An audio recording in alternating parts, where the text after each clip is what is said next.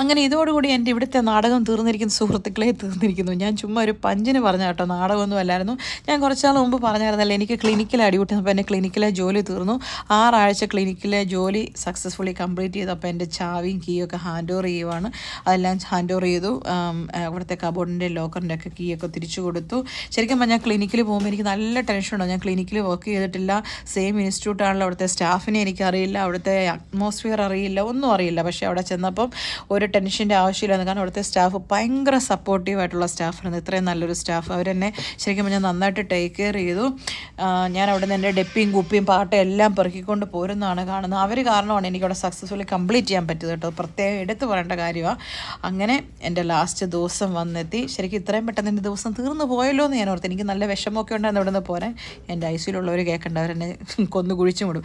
അപ്പം ഇനി പുതിയ തട്ടകത്തിൽ കാണുന്നത് വരേക്കും നന്ദി, നമസ്കാരം, ബൈ.